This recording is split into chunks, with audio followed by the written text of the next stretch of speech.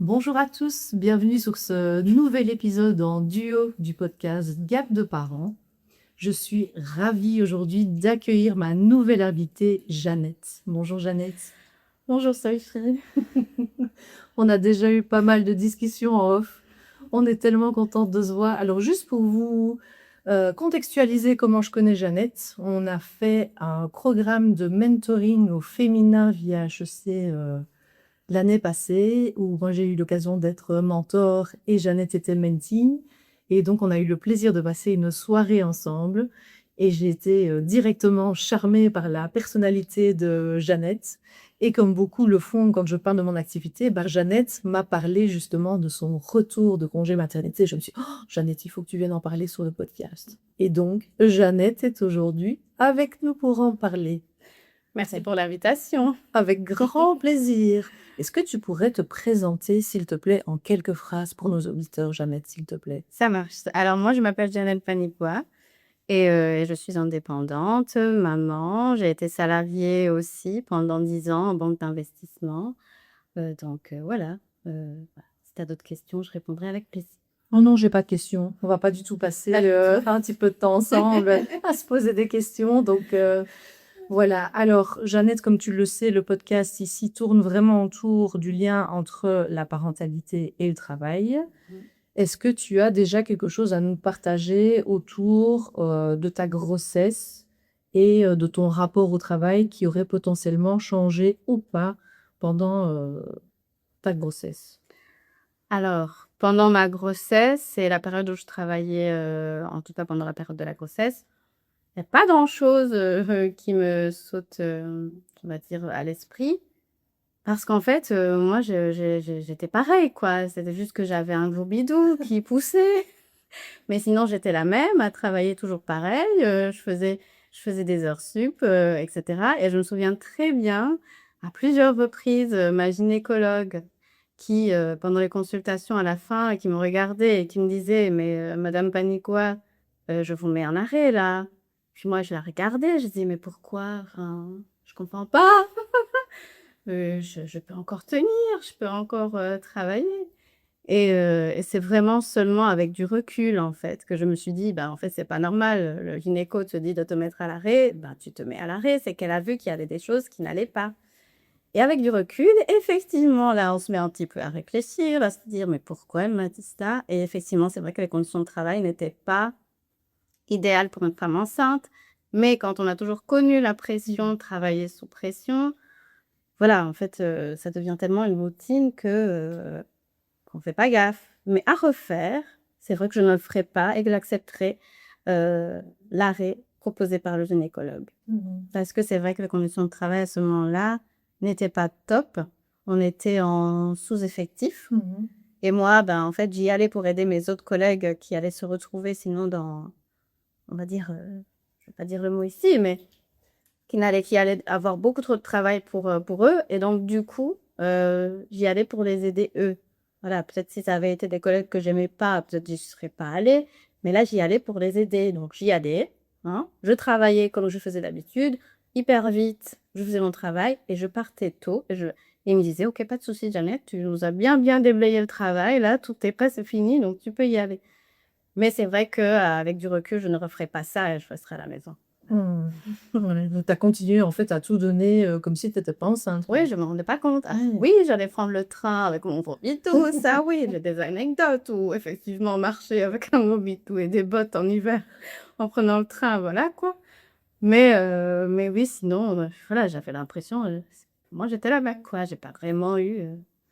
Après, j'ai eu une belle grossesse, j'ai pas été arrêtée pour des problèmes de santé ou autre, hein, donc ça aussi ça compte. Mais voilà, j'ai continué jusqu'à la dernière minute.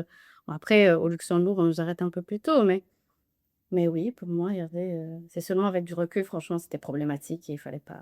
Mais si ton médecin t'a quand même alerté à plusieurs reprises en disant Madame, il serait peut-être temps de s'arrêter, lui, qu'est-ce qu'il voyait justement par rapport à cette condition trop de fatigue, trop de stress, trop de tension? Parfois, on a souvent ça aussi en étant Franchement, enceinte. j'en sais rien parce que j'étais dans mon truc, quoi. Quand on est sous pression, parfois, on est dans son tunnel et c'est vrai que j'étais enceinte, j'allais faire des contrôles et tout ça. Mais que les conditions étaient effectivement pas très saines parce que trop de pression quand on est ou trop de stress quand on est enceinte, je pense que c'est le stress. Je pense que peut-être elle voyait la pression et le stress. Elle voyait que peut-être je travaillais peut-être pas dans des conditions optimales pour une femme enceinte. Mais pour moi, vu que j'avais baigné là-dedans, en fait, après, on s'habitue. Donc pourquoi Ça- changer? Voilà, Oui. c'est normal. Mais sauf que c'est pas normal. Non, non, Voilà. on est bien d'accord. Voilà. On est bien d'accord. Et donc, tu as arrêté de travailler quand ça a été le délai légal de t'arrêter de travailler. Oui. Oui. Ça a été pour toi de quitter le boulot comme ça pour... Oui, du coup, là, par contre, je l'ai senti qu'il était temps. Et encore une fois, je le dis au Luxembourg, au Luxembourg, au point du chef du Luxembourg, on a de la chance. On a arrêté 2 mois avant le terme. Ah oui, quand même. Oui, je crois que c'est 2 mois. J'ai été arrêtée début décembre et j'ai accouché début février. Oui, Donc, oui, effectivement. Et là, par contre, j'ai senti qu'il était temps que j'arrête. Du coup, j'avoue que personnellement, je ne comprends toujours pas comment est-ce qu'en Belgique, on fait travailler les femmes jusqu'à la dernière minute, quoi. Hmm. Là, j'ai senti, oui, c'était le moment d'arrêter. Parce que prendre le train avec le Pomito et tout ça, tout le stress qu'il y avait au travail, je pense que j'aurais pas pu aller plus loin. Ouais, puis les nuits sont moins bonnes en fin de grossesse et tout ça, donc on n'a plus la même énergie. Et puis bon, bah, c'est aussi très énergivore, hein. Il n'y a rien à faire de fabriquer un enfant. Moi, C'est des jours, ouais. ouais, franchement, j'étais dans ma bulle de travail à faire mes trucs. Je sais pas, il n'y a pas vraiment quelque chose qui me saute, qui me traverse l'esprit d'exceptionnel, parce que je me suis sentie, oui, effectivement, à part l'anecdote de la gynécologue, pour moi, j'étais toujours pareil. Mais du coup, quand Jeannette, elle s'arrête du jour au lendemain comme ça, mais qu'elle n'a pas encore accouché, et qu'elle a 2 mois comme ça, sans travail, comment est-ce qu'elle se sent? Oh non, ça va. Ça va, ça, ouais, ça va très bien. C'est peut-être le moment c'était le moment de s'arrêter, du coup, avoir un nouveau rythme et préparer l'arrivée de l'enfant, quoi, tranquillement, sans stress. Et puis, c'était en hiver et j'aime pas l'hiver, donc c'était très bon. Ça tombait très bien là-haut. Et pas de contact avec le boulot, parce qu'il y en a qui aiment bien quand même continuer, comme il y a encore 2 mois, continuer à être en contact avec le travail pour voir comment ça évolue et tout ça. Non, t'as coupé vraiment. Non, j'étais en congé. Ok, Ouais, super. ouais, j'ai tenu jusqu'à ce que je pouvais aider. Voilà, j'ai aidé jusqu'à ce que je pouvais aider. Puis après, une fois, moi, que c'est légal, c'est le délai légal, ouais, au revoir, quoi. Voilà, après, je prenais des nouvelles de mes collègues, ils prenaient de mes nouvelles, mais je ne m'inquiétais pas du tout non. Là, par contre, non. Et tu es revenue après combien de temps du coup? Ouf. T'as accouché début février, tu me disais? Je suis revenue après 11 mois, parce que donc j'ai été arrêtée en décembre et j'ai repris en octobre. Ouais. Parce qu'au Luxembourg, encore une fois, il y a le congé de maternité. Donc, on est arrêté 2 mois avant. Il y a le congé de maternité de 3 mois. Et puis après, on peut enchaîner avec le congé parental. Oui. Donc, du coup, ça fait un bon bout de temps où on peut passer avec son enfant à le voir grandir. Ça, par contre, je remercie le système luxembourgeois. Ouais. C'est top. C'est vraiment top. Ouais. Et comment t'as vécu ces temps comme ça, dans ta bulle, loin du travail? T'étais bien? Oh bah franchement, on peut pas dire qu'on s'ennuie avec un bébé déjà. Non, parce que je sais pas où le temps a passé, mais oui, j'étais avec le bébé et puis on découvre la maternité et puis là, on a d'autres problèmes que le travail. Franchement, m'a pas traversé l'esprit le travail. C'est vraiment quand les jours se rapprochaient que j'ai commencé à penser au travail. Mais sinon, non, non, je pense que quand on a un bébé, on a autre chose à penser que voilà. Après, je sais qu'il y a des gens qui s'inquiètent, etc. Non, hein, ça n'a pas été mon cas. J'étais à l'arrêt, m'occuper de mon enfant et puis voilà, c'était déjà du beau. Oui, c'est ça. Mais par contre, plus la date se rapprochait, plus tu y pensais quand même à cette reprise. Oui, ben Et là, tu te disais quoi? non, moi, dans ma tête, j'allais reprendre le boulot, quoi. C'est tout, voilà. C'est tout. That's it. On reprend comme avant, on continue. Est-ce qu'il y a des changements? Je vais m'adapter, comme j'ai toujours fait. Et puis c'est parti, quoi. Donc voilà. Et donc, comment ça s'est passé du coup, ce retour? Les premiers jours déjà, comment ça s'est passé? Alors, quand on revient, ça va. C'est toujours un rythme, on découvre ce qui s'est passé, les nouveaux collègues et tout ça. Et ce n'est pas tant le quotidien, je vais dire, qui m'a marquée à mon retour, c'est plutôt, j'ai eu l'impression d'être quelqu'un d'autre. Ok. Dans quel sens? Quelqu'un Dans d'autre? le sens où moi, je suis revenue, comme je disais tout à l'heure, moi, je suis revenue, j'étais toujours moi-même. Donc, je reviens, voilà, d'honnête travailleuse, on n'est pas au travail. Et puis en revenant, j'ai découvert qu'en fait, je n'étais plus considérée comme avant. Et aussi même vis-à-vis de moi-même, je n'étais plus disposée à faire ce que je faisais avant. C'est-à-dire que ici, j'avais expliqué qu'avant, en étant enceinte, moi, j'allais travailler, voilà, au Luxembourg. Parfois, on a des heures sup, on fait pas gare. Mais ici, en fait, il était hors de question que je fasse des heures sup. Première chose pour moi. Donc, Ça, c'était ton contrat de toi à toi, tu veux dire. c'était mon Oui. contrat de moi à moi, mais en même temps, ça posait pas de problème parce que j'ai toujours fait mon travail en temps et en heure. Alors oui, s'il y avait des imprévus qu'il fallait rester, je reste, il n'y a pas de souci. Mais sinon, je sais que je suis capable de faire mon travail, quelle que soit la charge, en temps et en heure, et partie après mes 8 heures. Sauf que j'ai découvert que c'était problématique. Voilà, donc je commençais à avoir des petites choses comme ça. Ben, en fait, tu pars à 17h. Ben oui, en fait, je pars à 17h, j'ai fait mon travail, semaine voisin, j'ai aidé le voisin, j'ai demandé à tout le monde. Tout est presque bouclé, je pars, quoi. Mais 17h, c'était pas une heure décente pour partir. Pas au Luxembourg. Non. Non. Alors, même 17h30, je pense que c'était pas forcément.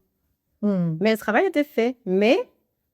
Et c'est là, en fait, que tu vois on va dire, tu vois l'équipe et les dynamiques dans les équipes. Il y a des gens, par exemple, qui ne font rien la journée et qui se réveillent à 15h. C'est tellement vrai. Mais c'est vrai, parce qu'après, c'est leur propre rythme. Ils Oui. sont capables de faire le travail en 2 heures et même 3 heures parce qu'eux, ils disent, je reste jusqu'à 18h, 18h30. Tu t'organises comme tu veux, mais c'est pas parce que tu restes jusqu'à 18h30 que moi, je dois rester Bien et que sûr. ça veut dire que je travaille moins, en fait. Si toi, ton efficacité, enfin ta période d'efficacité, elle était en amont et que ton job, il est fait, effectivement, pourquoi rester? Mais il y a cette culture aussi du présentéisme, je C'est ce trouve. que j'allais te dire. Ah, incroyable. Ouais. Parce que ça fait quoi comme une image? Ça fait qu'il y en a une, elle part à 17h, 17h30, et à 18h30, il y en a un qui est toujours là en train de travailler. Donc, qu'est-ce que ça donne comme image? Ah tiens, lui, il bosse. Elle est partie. Elle est là, elle est passée en Elle est 8 partie ans, elle tôt. s'en va à Je 17h. sais pas si on peut compter sur elle, si jamais. Alors, je dis pas que c'est quelque chose qui a été exprimé comme ça, parce que voilà, moi, on va dire, j'étais un peu une employée modèle, dans le sens où t'as pas grand-chose à me reprocher, mais j'ai commencé à voir que ça posait problème, alors qu'avant, je faisais pareil, hein. C'est-à-dire que je faisais mon travail, je faisais mes 8 heures, je partais quand il y avait pas trop de. Mais ici, ça se remarque plus, on va dire. Parce que tu as un enfant, ça se remarque un peu plus. Parce que maintenant, tu as une excuse pour partir. Tu penses que c'est ça le... Je sais pas, ça se remarquait plus. Alors qu'avant, je serais partie pareil. Je suis pas sûre que ça aurait posé problème. Donc, j'ai commencé à me rendre compte petit à petit que le statut de maman, en fait, maman, ça y est, je suis une maman. Je suis catégorisée comme maman. Et en fait, quand on est catégorisé comme maman, en plus maman d'un premier enfant, et il y a comme, ça créait comme des petits problèmes invisibles qu'on ne voyait pas. Du style, effectivement, est-ce qu'elle va faire un deuxième enfant? Est-ce qu'elle revient, elle va repartir? Des choses comme ça. En fait, j'ai l'impression qu'on change le regard sur toi. Sauf que moi, j'étais toujours la même. J'étais toujours la même travailleuse. Et puis de voir comme ça qu'on me voit autrement. Alors moi, j'avais changé, mais pas tant que ça. Oui, c'est ça, tu as quand même changé. Parce que ici, moi, j'aime bien quand même rappeler qu'on a quand même un changement d'identité avec votre voix et maman et que fatalement, les personnes que j'accompagne, j'en ai encore eu hier une personne à qui j'ai commencé le coaching où elle me disait oui, oui, j'essaie de retrouver la même performance qu'avant. Je disais non, chouchou, ce sera pas la performance d'avant. Tu es en train de te créer la nouvelle et encore là, tu es en transition de retour. Mais tu vas créer des nouveaux repères parce que tu ne saurais plus faire comme avant, c'est pas possible, c'est différent. Il y a d'autres impératifs, il y a d'autres gestion d'énergie, c'est pas toujours toi qui gères ton énergie, ton sommeil, etc. Tes horaires sont faits plus en fonction maintenant d'un horaire de crèche ou de nounou que juste ton horaire à toi ou ton sport ou quoi que ce soit. Donc, il y a quand même des choses qui ont changé, tu vois. Oui, oui. Mais qu'on t'inflige des choses ou qu'on te décide pour toi, ce qui arrive souvent. Parce que, bah oui, écoute, t'es maman, donc on a pensé à toi pour cette formation ou pour ceci ou pour cela. Bah, là, par contre, c'est pas OK, quoi.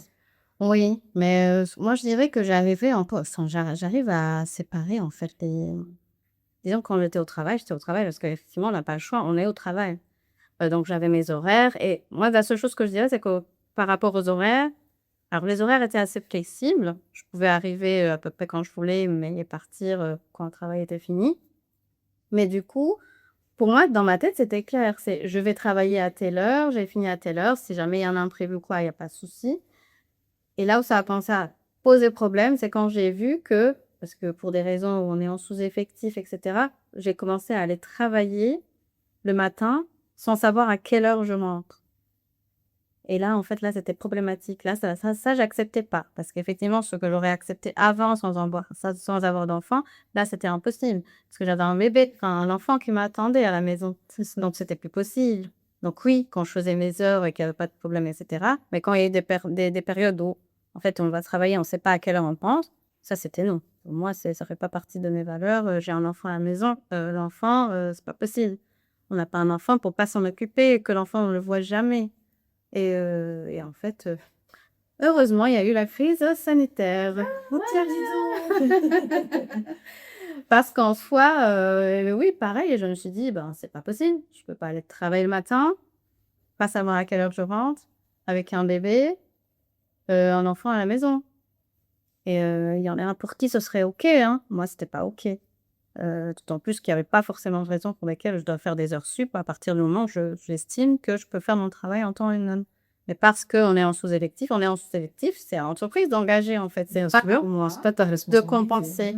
Je peux compenser pendant une période, le temps qu'ils engagent quelqu'un, il y a pas de souci. Mais à un moment donné, il faut savoir aussi un peu distinguer les responsabilités de chacun. Ma responsabilité en tant qu'employé, c'est de venir travailler, effectivement. Par contre, si on est en sous-effectif, c'est l'entreprise qui doit engager. Mhm. Voilà, c'est pas à... À toi de pallier au sous-effectif. Voilà. En fait, ouais. Et c'est une situation que j'avais vécue quand j'étais enceinte. Ouais. Donc là, je m'étais dit, en fait, non, là, on va pas leur faire. Ah, donc, ils n'avaient pas recruté depuis lors. Disons que il y a toujours, ça va, voilà. Ils ont recruté, certes, mais il y a toujours des moments où le travail, voilà, quoi. Mais Et ça, c'est tellement fréquent dans les équipes que j'accompagne de voir que parce qu'on est en sous-effectif, c'est au restant de pallier pour la charge de travail supplémentaire, alors qu'à un moment donné, c'est pas possible. Surtout, comme tu dis, quand on a un enfant, aller chercher à la crèche. oui, Voilà. bah, ça C'est peut être possible. fait de façon temporaire. Je veux dire, le temps qu'ils engagent quelqu'un, il n'y a pas de souci.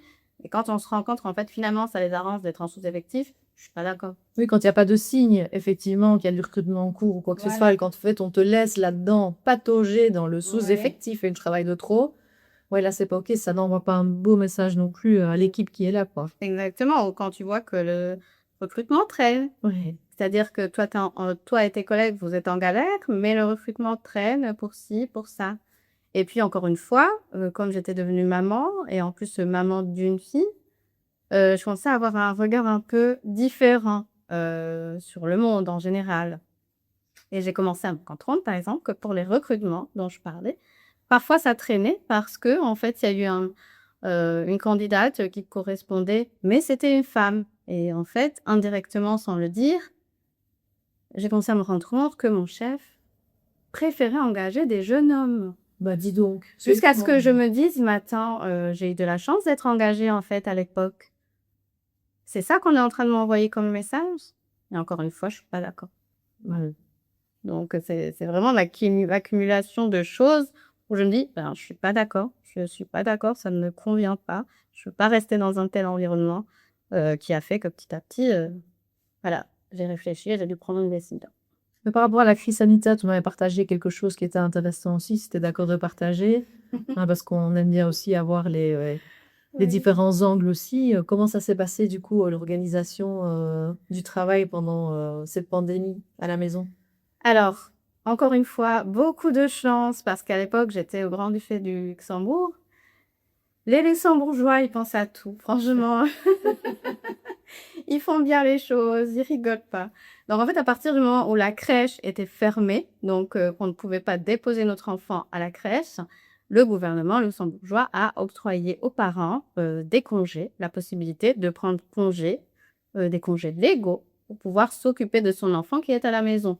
Parce qu'effectivement, essayer de travailler avec un bébé, je sais qu'il y en a qui ont dû le faire parce qu'ils n'avaient pas le choix, forcément. On n'a pas tous, enfin, tous les pays n'ont pas, on va dire, ce système qui avait été mis en place par le Luxembourg.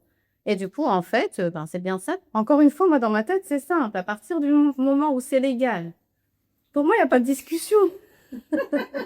C'est mon droit. Il va falloir y aller pour venir m'enlever mon droit. Donc, du coup, voilà, je me souviens que le jour où ben, on devait prendre nos petites clés, les trucs et tout, et les accès pour pouvoir travailler de la maison. me souviens très bien mon chef qui essaie de m'expliquer: «Oui, mais il faudra quand même que tu travailles», des trucs comme ça. Bon, je sais pas si je peux le dire ici. Moi, personnellement, je l'ai regardé avec des gros yeux. Je dis: «Ah, ben, on verra».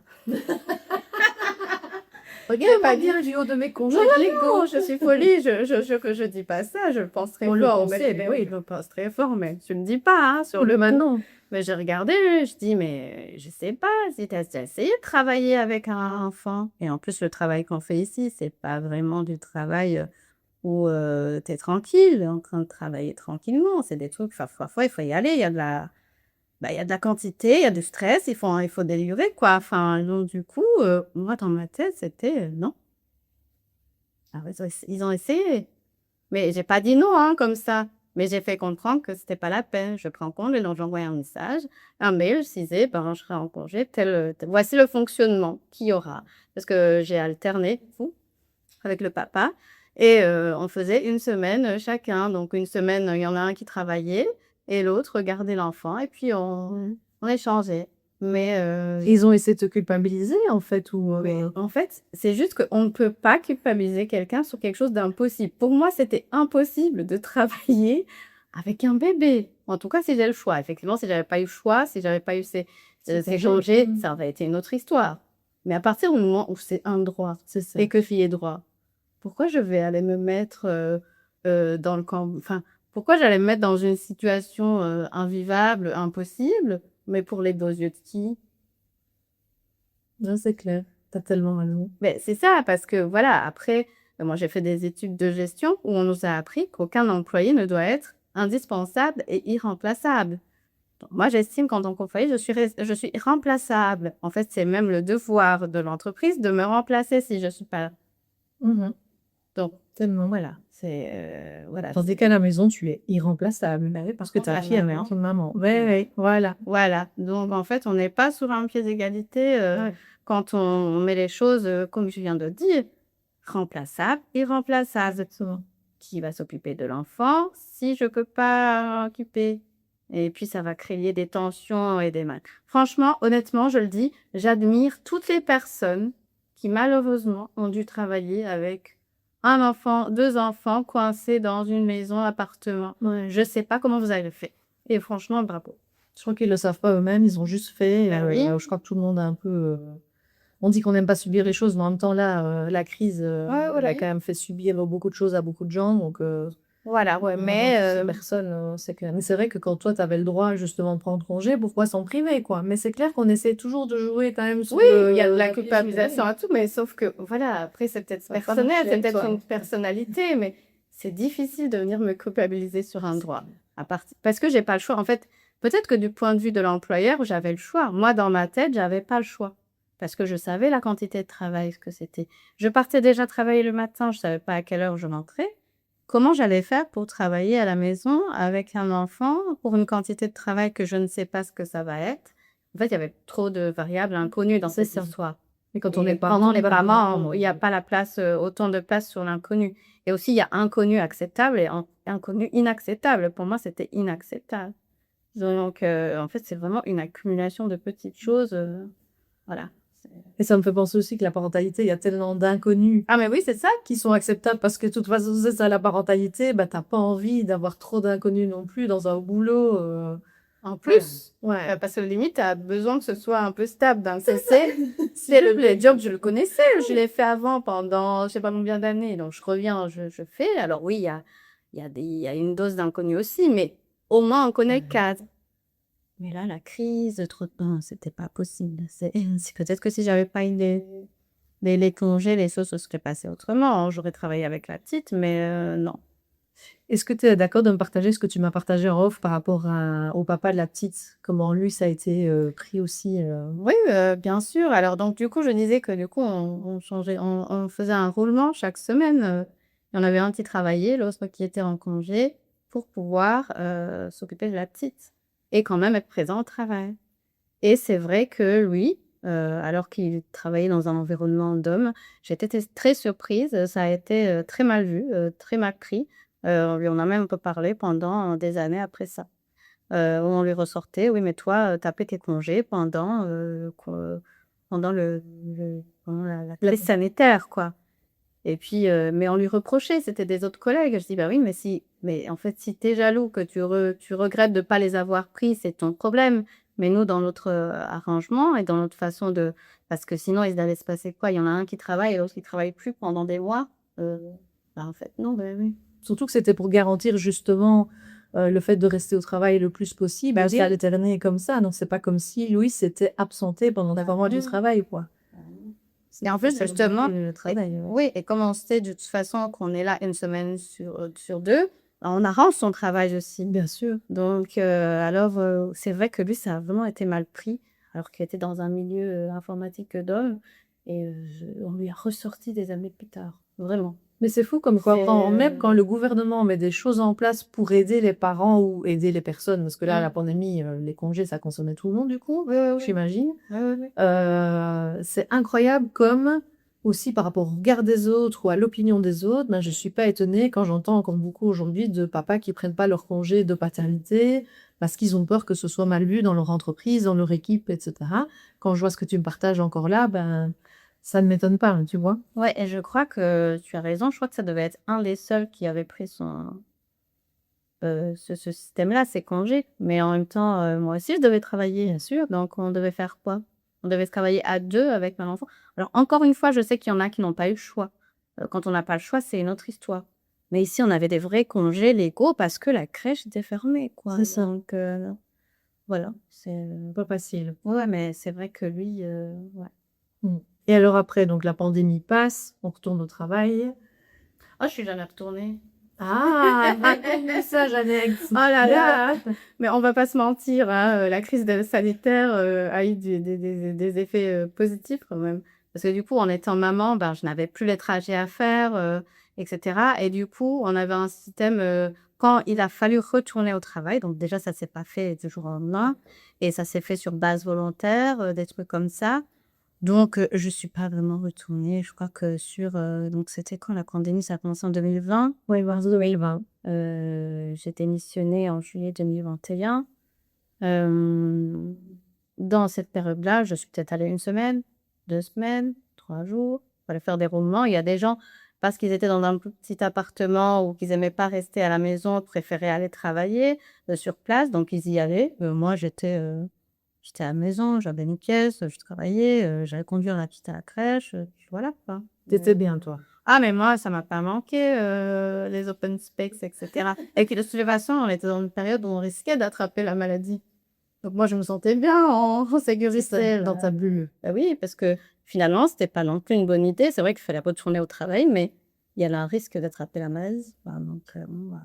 Tout à fait. Et toi, dans ta réflexion, justement, tu avais eu ce retour ou tu t'étais quand même aperçu par mal de choses, comme tu dis Alors, oui, moi, j'ai vu, ça a été une accumulation de choses, un peu celles que j'ai dites ici. Peut-être il y en a d'autres que, ah oui. C'est que du coup, quand je suis revenue et que du coup, j'ai vu qu'on ne me regardait plus comme avant, en tout cas, on ne me traitait plus comme avant. J'ai découvert le fameux plafond de verre, hein, ça franchement, avant, je ne savais même pas ce que c'était. Pour moi, c'était: «Oui, je sais, j'en entends parler, oui, effectivement». Je ne dis pas que ça n'existe pas, ça existe vraiment, mais ça me concerne pas moi. Moi, je suis, c'est pas que je suis jeune, mais voilà, je travaille, machin, c'est un autre truc. Et puis quand tu reviens et que tu es maman, là, tu as une nouvelle étiquette et tu te dis: «Ah, c'était ça». Ah, je comprends. Parce que du coup, maintenant, les promotions, les trucs et tout ça, ben, en fait, tu es maman, on a peur que tu partes, donc on va pas trop te donner la promotion, des trucs comme ça. Ils vont trouver une excuse. Et puis, j'ai commencé surtout à ouvrir les yeux autour de moi. Je pense qu'avant, j'avais déjà remarqué des choses qui me dérangeaient, ou en tout cas la condition de la femme dans l'entreprise. Des choses que j'avais remarquées, mais voilà, peut-être parce que tu te dis: «Ah mais moi je suis» c'est pas que je me disais que j'étais jeune, mais peut-être avec le manque de maturité ou de voir les choses autrement, je n'insistais pas ou je regardais puis je détournais le Mais regard. tu te sentais moins concernée aussi, fatalement. C'était Non, pas dans moins un sens. concerné, mais c'est comme si c'était quelque chose de moins sérieux. Oui, tu as raison. C'était peut-être pas très concerné, mais C'est peut-être pas le terme concerné, mais non, quand c'est toi, pas t'étais pas encore dans ce c'est cadre de dedans, réalité. voilà. Et par contre là, je commençais à ouvrir Ah ouais, les yeux. Je me suis tu rendu m'étonnes. compte: «Ah tiens, elle a des problèmes en fait parce qu'elle est maman et que nananana, parce qu'elle doit partir tôt, parce que machin, parce qu'en fait elle a toute sa santé pour ses enfants, donc ses autres collègues masculins, eux, ont eu des promotions et non, elle, on lui donne pas de promotion». Et pourtant, ça fait plus longtemps qu'elle est là que. Et pourtant, elle bosse. Ah Et bon, oui. toi, elle n'a pas de ses objectifs. Bah oui. Et du coup, je dis, ah, en voilà une, en voilà deux. Ah, Il y a beaucoup aussi, tu sais, c'est au niveau des évals. Écoute, en fait, la promotion, ben, en fait, tu vas pas l'avoir parce que comme tu étais en congé mat, ben, ah oui, t'étais pas oui, ça aussi. imposée. Ah oui, mais ça, c'est vrai par contre. Parce que la C'est pas période où mal. tu étais en congé parental maternité, c'est comme si comptait pas ce que tu avais fait avant, c'est-à-dire que Tout s'efface. tout s'efface. Et alors, je t'ai pas dit, mais j'ai une petite mauvaise surprise que j'ai eue aussi. C'est que quand j'étais enceinte et que j'allais travailler, alors que mon médecin me disait de rester à la maison, et que du coup, en tant qu'employée consciencieuse, je bossais vite, je faisais ce que j'avais à faire, mais vite. Bon, je partais, je faisais pas mes heures. J'étais en négatif parce qu'on pointait. Oui, mais tes objectifs, ils étaient atteints. Oui, oui, oui. C'est parce que c'était rapide. Oui, Ouais. je suis revenue. Attention.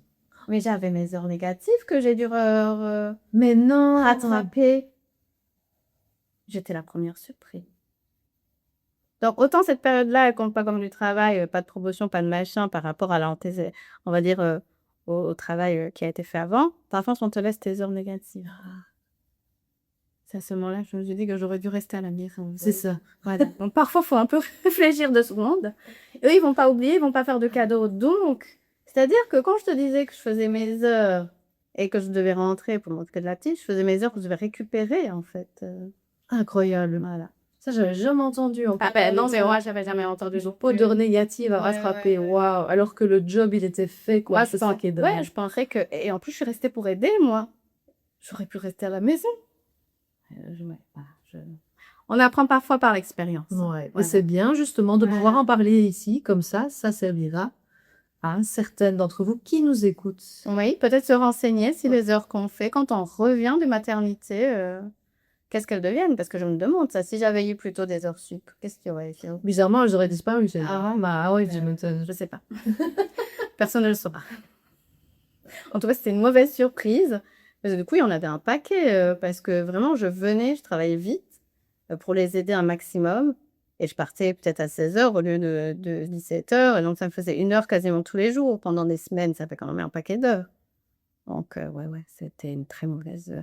Enfin bref, tout ça pour dire que j'ai découvert des choses petit à petit qui m'ont dérangé la condition de la femme, plutôt de la maman, du statut. En fait, c'est le statut de maman en entreprise avec lequel j'étais pas d'accord, en fait. Et là, j'ai commencé à être un petit peu exprimer mon côté féministe. Je dis, en fait, c'est pas normal. C'est pas normal d'engager que des jeunes hommes. Une femme qui a 45 ans, qui a de l'expérience, peut très bien faire le job aussi, en fait. Mais non, on est en train de faire traîner un recrutement parce qu'on veut un jeune homme. Ouais. Alors que lui, il sera père certainement, mais on s'en fiche parce que finalement, c'est pas du tout la même implication. Et Peu importe, c'est pas un critère, Ah c'est non, distinct. bien sûr, Toi, bien c'est sûr. même interdit. bien sûr, c'est complètement Sauf que interdit. moi, je commençais à compter les recrutements. Et ça allait mal finir, cette histoire. Heureusement que je suis partie. Jeannette, elle a le fou de bazar. Mais encore une fois, c'est une histoire de droit. Donc, Ouais, ça fait. Ouais. Faut arrêter. Je sais bien que parfois, on est dans un travail et on oublie qu'on a des droits, mais on a des droits. Il faut se renseigner et faire appliquer les... Alors oui, effectivement, parfois, il y a des représailles, mais... On n'a pas toujours conscience de ses droits et on n'ose pas toujours causer la question. Ouais. Mais je vous invite aussi vraiment à ceux qui nous écoutent et qui se posent des questions à vraiment, Ouais. avec tout ce qui existe aussi sur Internet, etc. Puis vous avez certainement des personnes dans votre entourage qui contactez, tout ça. N'hésitez pas parce qu'on en a des droits. Mais oui, si j'avais su, moi, que mes œuvres, j'allais les récupérer, au retour, je ne les aurais jamais faites. Bah oui, tu Ah bah non. Ouais, tu m'étonnes. Et donc, tu as vraiment la conscience petit à petit de plein de choses autour de toi qui t'énervent. Le statut de maman entreprise m'a beaucoup révoltée. Parce que pour moi, c'est pas parce que tu deviens maman que tu perds tes compétences, en fait. D'ailleurs, si on y réfléchit, Sophie, quand on devient maman, on développe des nouvelles compétences. Mais tellement, tellement. Oui, gestion du temps, organisation, performance plus, gestion des conflits. Voilà, tout c'est pour ça que je disais, moi je venais, je savais que j'étais capable de faire mon travail. Tellement. Mais parce que il faut gérer le temps et puis après, en fait, il y a un deuxième job qui commence quand on rentre. Donc, en fait, on n'a pas vraiment de marge de manœuvre. Moi, j'ai toujours, il y avait fenêtre de tir, en fait. Avant, tu avais tes horaires, et puis c'était en fonction de toi, la limite, ta moitié, tes loisirs et tout ça.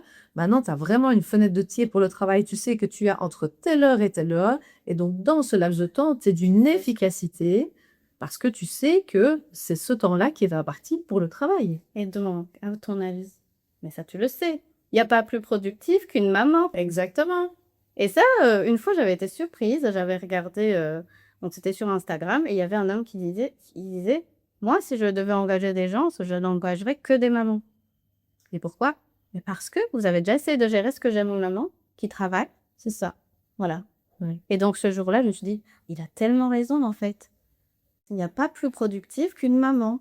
Une maman, elle doit gérer un ménage, un travail, plus la famille, le bébé, l'enfant, etc. La charge. Oh là là, Sophie, on a oublié de parler d'un truc que j'ai découvert en devenant maman. Bah, disons qu'il y en a des découvertes. Mais qu'on j'en ai adore. fait des découvertes quand je suis devenue maman, enfin, un peu comme tout le monde. J'ai découvert la charge mentale, Sophie. Gros sujet aussi, la charge ouais, mentale. Ça, Ouais. c'est pour ça que je disais tout à l'heure, moi j'allais au travail, je savais que j'étais capable de faire mon travail en temps et en heure. Donc, il n'y avait pas de raison que je reste, etc. Parce que, en fait, en découvrant la charge mentale, il a fallu apprendre à compartimenter, gérer, etc. Et c'est pour ça que je dis, une maman, pas plus productive qu'elle, parce qu'elle a tellement de choses à gérer qu'elle ne peut pas se permettre de glander, j'ai envie de dire. Ouais, peut pas. bah, Voilà. Mm. Tu vas au travail. Après, bon, c'est vrai que parfois le travail, ça faisait une petite parenthèse. J'allais dire, Ouais, ah, pour c'est qui une c'est une pause, C'est hein? une toute petite cause. Parce que justement, en fait, là, j'ai envie de dire que le cerveau et la charge mentale, elles restent dehors. Parce que tu sais ce que tu as à faire. Tu ouais, sais que ça, tu es au travail. Voilà. Et tu sais ce que tu dois Tu faire. sais ce que tu as à faire, tu vois. Normalement. Donc là, on se pose un petit peu, on n'a pas le choix, on est au travail, etc. Quand tu es à la maison, tu dois gérer tac, tac, tac, tac. Non, c'est ah ouais, là. Plus ton enfant qui te, Ouais. comment dire, Ah plus ouais. tu t'organises, plus tu fais des plans, Ah là plus il là. va complètement à l'inverse de ta Oh vie. là là, et c'est là l'enfant malade, tu fais tic et machin. Voilà, bon, après, pour les maladies et tout ça, moi, j'avoue, là, tu te sens mal. Par contre, c'est vrai aussi, ça aussi, le statut de maman en entreprise, c'est l'enfant tombe malade ou de parent tout court, hein, parce que je mets les papas dedans aussi, hein, franchement, faut pas les supplier. Mais le statut de parent, quand il est parent, que tu as ton enfant qui tombe malade, alors moi, je dis toujours, l'enfant n'a pas demandé à être malade. Qui sur Terre demande à être malade? Personne. Donc, en fait, le parent n'a pas voulu non plus que l'enfant tombe malade. Comme on dit, on n'a pas le choix. Et il faut s'en Donc, occuper. On va pas le il faut laisser s'en occuper. à la crèche ou quoi. De toute façon, les crèches nous mettent devant le fait accompli. Ah C'est oui, oui, il a 39, venez le chercher dans l'heure. normal, pour la productivité. Bien sûr. Voilà, c'est Bien sûr. souvent, vaut mieux garder son enfant chez soi que tout le monde tombe malade. Bien sûr. Et puis, du coup, c'est tout le monde qui va être embêté, les autres parents aussi. Tout à fait. Mais oui, donc ça, par contre, effectivement, la gestion des congés et tout ça, encore une fois, c'était qu'un fou Luxembourg. Hein. Je crois qu'ici en Belgique, c'est peut-être un peu différent, mais Ça dépend de quelle la travail. société, etc. Le secteur, ça dépend de plein de choses. Du durée de travail qu'aura l'entreprise en question. Ça dépend vraiment de ton manager, de sa flexibilité. Enfin, ça dépend Ouais, il y a de trop tellement de choses. il y a trop de dépendance pour moi, tu vois, Ouais. et en tout ce que tu racontes. Ouais. Alors qu'au Luxembourg, c'est un droit. Tu as Ouais. un certificat, tu restes à la maison, tu enfant malade. Ben moi, j'ai encore entendu récemment des personnes que j'accompagne qui se mettent en jour De congé. enfant malade et qu'on leur reproche de ne pas travailler ce jour-là. Voilà, ça c'est pas ok non plus. Tu prends un jour, parce que tu as un petit pot, il y a des entreprises qui donnent vraiment quelques jours par an, C'est déjà pas mal. et tu vas chercher dans ce pot en disant « Oh là là, je prends Ah dans ce pot », et après on te dit « Me dis, t'as pas bossé ?» Bah non, parce que je gère mon enfant malade.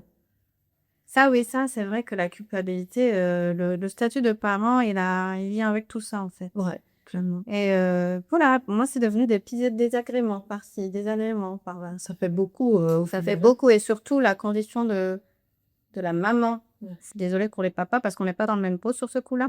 La condition de la maman en entreprise me dérangeait, en fait. Ce que je voyais me dérangeait. Et le problème, c'est qu'à un moment donné, moi, quand je suis trop dérangée, je peux pas rester, c'est pas possible. Voilà, c'est pas possible. C'est un peu comme l'histoire des congés, je dois prendre congé pour garder mon enfant. Là, c'était pas possible, je pouvais pas rester dans un environnement comme ça. Ça attaquait trop mes valeurs personnelles, tu vois. C'est à un moment donné, il y a une grosse confrontation. Dis moi, j'ai pas changé, je suis toujours la même, je travaille même, voilà. Et je vois le statut des femmes, je dis: «C'est pas parce que tu es une femme que tu es une maman que ça veut dire que tu travailles moins, en fait. Ça n'a absolument rien à voir, que tu as droit à moins de». Ça m'a dérangée. Donc à un moment donné, il a fallu que je parte. Comment ça s'est passé du coup pour toi? Ça s'est pas fait du jour au lendemain, on en a discuté aussi Oui, non, non. En fait, l'accumulation de petits désagréments qui venaient toucher à mes valeurs personnelles, a fait que j'ai dû prendre une décision, qui est que je vais partir. Je peux pas rester dans cet endroit. Oui, je suis maman, j'ai des responsabilités, des charges et tout ça, mais je peux pas. C'était trop en fait, même en dehors de moi, ce que je voyais me dérangeait énormément. Et donc j'ai réfléchi et j'ai décidé que j'allais démissionner. Voilà, j'allais démissionner. J'ai même pas décidé que j'allais chercher un travail, pour, switcher et changer de travail. Parce qu'encore une fois, en fait, quand tu fais ta journée de travail, que tu rentres, tu es fatigué. Moi, j'étais fatiguée, il faut s'occuper de son Oui, pour enfant. votre deuxième journée déjà. J'avais pas d'énergie pour faire une bonne recherche de travail, qui donne lieu à un aboutissement un peu plus, on va dire, qui est beaucoup mieux, quoi, en termes de conditions de travail, et cetera. J'avais pas l'espace mental, c'était trop surchargé là-dedans. Tout à fait. Voilà, donc du coup, j'ai arrêté, j'ai dit: «Ouais, ben, j'arrête, je vais démissionner». Mais encore une fois, la décision n'a pas été facile à prendre, hein. J'ai dû réfléchir, et puis après j'ai décidé, j'ai dit: «OK, c'est bon, cette année-là, dans 2021, je démissionne». Donc j'ai décidé de démissionner début d'année, donc en janvier 2021. Mais je ne suis partie, je n'ai posé ma démission que plus tard. Pourquoi? Parce qu'encore une fois, hem, c'est pas parce qu'on décide que ça veut dire que c'est demain. Parce qu'on a des responsabilités, on a un enfant, on a des charges, on a tout. Il faut un petit peu se préparer. On a le choix, on peut partir, mais il faut se préparer. Soit il faut prendre le temps de chercher un nouveau travail, soit il faut s'arranger, quoi. C'est un peu d'argent de côté. Voilà, donc bon, je suis restée pour mettre de l'argent, voilà, bon, je suis restée pour mettre de l'argent, le plus que je pouvais, de côté et pour pouvoir après démissionner et Et le papa de ta fille, il a réagi comment quand tu lui as dit: «Écoute, j'en ai marre, ah ben, lui, par contre, lui, il comprenait. Lui, il comprenait parce qu'il se rendait compte que c'est pas une vie, en fait. Parce que, voilà, le Luxembourg est assez particulier dans le sens où, je le dis ici parce qu'on dit toujours: «Les gens qui travaillent au Luxembourg sont bien payés» et cetera, mais ils sont bien payés, mais ils travaillent aussi, en Bah fait. oui, c'est ça. Donc du coup, quand tu travailles au Luxembourg, les horaires, c'est pas des horaires fixes, quoi. Bah, c'est un peu des cages dorées, comme on appelle ça. Ouais, Tu à c'est payer, ça. du coup, bah, tu es tenu par ce salaire, Voilà. ouais. Voilà, donc et surtout, c'est même pas ça, moi, je dirais même, j'irais plus loin, c'est même en nombre d'heures légales, encore une fois. On aura parlé de beaucoup de droits ici, hein. En nombre d'heures légales à prester, il y en a plus que Belgique. OK, Donc là, c'est 40 minimum, sans compter les heures supplémentaires. d'accord. Sachant qu'il y en a qui en font, Oh, bien plus que 40, ça, c'est voilà, sûr. certains secteurs, 40, c'est du chichi, Ouais, quoi. ouais, tout à fait. Voilà. Mais moi, les 40, je les sentais parce que j'avais travaillé en Belgique avant d'aller travailler au Luxembourg et le switch quand le passage entre les 2, je l'ai senti les 40 heures, je l'ai vraiment senti. Alors qu'à l'époque, j'étais jeune, j'avais 25 ans, hein. Donc je l'ai senti. Donc j'ai senti à 25 ans, donc en devenant parent, imagine bien. Tu l'as bien Oui, senti. il a bien compris aussi parce qu'en fait, avec un enfant en bas âge, à gérer, plus le travail au Luxembourg, plus les trajets, parce qu'on oublie, ça j'en ai pas parlé, il y a, ben, les trajets à faire. Lui, il faisait les trajets en voiture. Ben, en fait, c'est pas viable. C'est pas une vie viable. Donc c'est une vie supportable pour certains. Pour moi, ce n'est pas supportable. Est-ce qu'il avait vu un changement chez toi? Parce qu'en général, quand tu as vraiment, comment dire, une problématique vis-à-vis de tes valeurs, un désalignement par rapport à ton travail, des choses que tu constates, tu peux aussi avoir beaucoup d'émotions négatives qui peuvent aussi avoir un impact sur ton humeur, aussi, tu vois, dans ta famille. Est-ce que ton conjoint a vu à l'époque que effectivement c'était problématique aussi dans, je sais pas moi, ta patience ou ta moins bonne humeur potentielle ou un énervement ou tu vois, est-ce que ça se traduisait d'une certaine façon chez vous ou bien tu revenais tout le temps avec des anecdotes et t'imagines et il y a ça et il y a ça? Je ne saurais pas te dire. Je ne saurais pas te dire parce qu'il faut se dire qu'entre-temps, on a traversé la crise sanitaire, en fait. Oui, c'est Bon, j'ai envie de te dire que la crise sanitaire, elle t'a vu te vacciner de tout ça. peut-être qu'il veut le dire. Et aussi le fait d'être jeune parent. Et en fait, c'est surtout à ma reprise. Le plus dur qui a été, c'est vraiment à ma reprise. Parce que là, Là, c'était un nouveau rythme et c'était un rythme pareil qui était intenable pour nous. Je pense qu'on n'aurait pas su, tenir sur le long terme, parce que sinon l'enfant reste toute, sa journée à la crèche en fait. L'enfant il va à 8 heures et il part, à 18 heures de la crèche et le parent il doit encore, alors encore une fois, hein, il y en a qui l'ont fait, chacun son rythme. Nous, avec le fait que ça nous la crise sanitaire nous a coupés, de ce rythme qui n'allait pas, hein, ça nous a permis de voir les choses autrement. Donc du coup, en fait, oui, on peut faire autrement. On n'est pas obligé, et puis avec le télétravail, ça, parlons-en. Du coup, il y a eu le télétravail. Le télétravail a aidé. Donc s'il fallait retourner, non. Franchement, je pense que c'est une période où beaucoup de gens se sont questionnés et il a compris parce que s'il avait pu faire la même chose, il l'aurait fait. OK, voilà. Donc sur ce point-là, il a compris. Oui, c'est vraiment s'il avait pu faire la même chose, il aurait Oui, mais il fallait avoir le cran de c'est ça. de démissionner. Dans mon cas, démissionner sans rien, quoi. Ouais. Mais Et tu m'as partagé aussi en off que, au-delà de la décision de partir, ce qui n'a pas été facile pour toi, c'est aussi au niveau de l'entourage. oui, parce que prendre une décision, pour soi, ben, déjà décision qui n'est pas facile, parce que dire: «OK, là, mais j'arrête, j'ai rien à côté, quoi, j'ai pas d'emploi», c'est pas toujours facile comme décision. Hem et donc moi, j'ai pris ma décision. Une fois que alors un truc génial, si il y a des gens qui ont du mal avec, la prise de décision de se dire: «Je suis dans la même réflexion, je sais pas si je reste, je sais pas si je change de boulot, je sais pas machin». Prenez le temps qu'il faut pour trancher, décider. Mais il y a un truc magique que j'oublierai jamais et franchement, je le dis toujours. Il y a un truc magique qui s'est passé à partir du moment où j'ai pris la décision, mais la pris la décision pour moi-même, c'est que il y a eu un plan qui s'est déroulé. J'ai même pas eu besoin de réfléchir. Encore une fois, le cerveau d'une maman: «Ah, OK, tu vas démissionner? Oui, mais tu fais comment?» Et alors là, les réponses sont venues toutes seules. Donc là où j'étais en train de patauger, est-ce que je fais dans l'indécision, que ça me prenait toute mon énergie des trucs, une fois que j'ai décidé, le plan s'est déroulé. OK, non, tu pas je vais faire ci, je vais faire ça, tu ci, tu voilà. Et je démissionnerai à telle date, comme ça me permettra d'économiser, na na na na et cetera. Et une fois pareil que je suis partie et que j'ai démissionné, il s'est passé que des belles choses, que des belles surprises. Franchement, franchement, je tiens vraiment à partager cette expérience. Si on m'avait dit qu'avant de prendre la décision, qu'il se serait passé, tout ce qui s'est passé après, j'aurais jamais cru. Vraiment. Mais une fois qu'on prend une décision et c'est comme si un chemin s'éclairait, en fait. C'est vrai je dis pas ça en mode, enfin, quelqu'un qui parle de choses, superficielles, machin. C'est du vécu. C'est vraiment la sensation que j'ai eue une fois que j'ai pris la décision. Je me suis alignée avec toi et en fait, tu as pris la décision pour toi, en Voilà, fonction de tes c'est valeurs ça. et Et c'est après, très important. ben, j'ai tracé mon chemin, quoi. Par contre, tu as bien fait de pas écouter ton entourage, du coup, qui Oui, lui, du coup, était ben, pas la soutenant. première, ben, c'est pas que c'était pas soutenant, c'est qu'avec du recul maintenant, hein, ils étaient inquiets. Bien sûr, Voilà, ils ont étaient fait leur inquiets. erreur, en fait. Ça oui, mais ça tu l'apprends plus tard. Ouais. Encore une fois, c'est toujours, Mmh.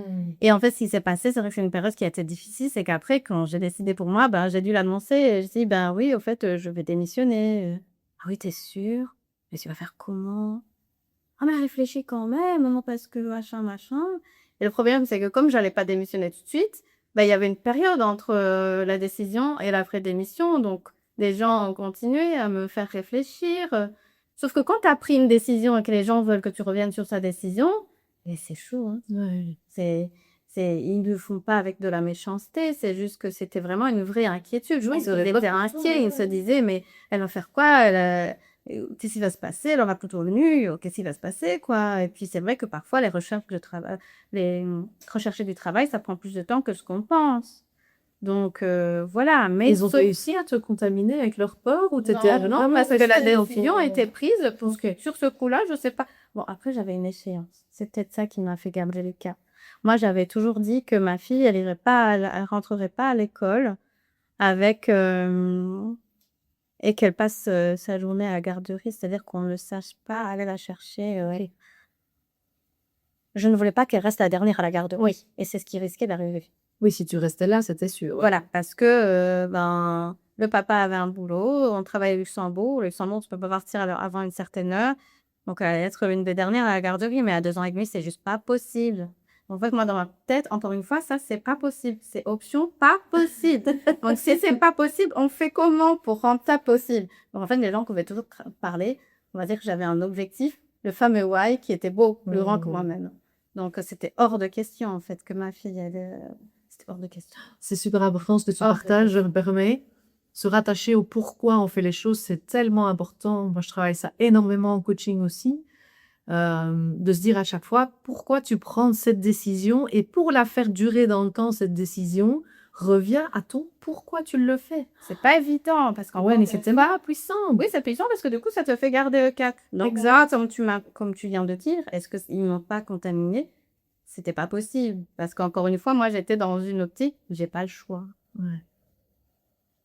Même si on a toujours le choix et tu as décidé, toi. J'ai décidé de mon choix personnel. Bon, Ouais. j'étais en mode, cette option n'est pas possible, donc va falloir solution là. Ouais. Et comment tu fais? Exact. Et voilà. Ouais, voilà. Et c'est pour ça que je te dis qu'une fois que j'ai pris la décision, le plan s'est déroulé.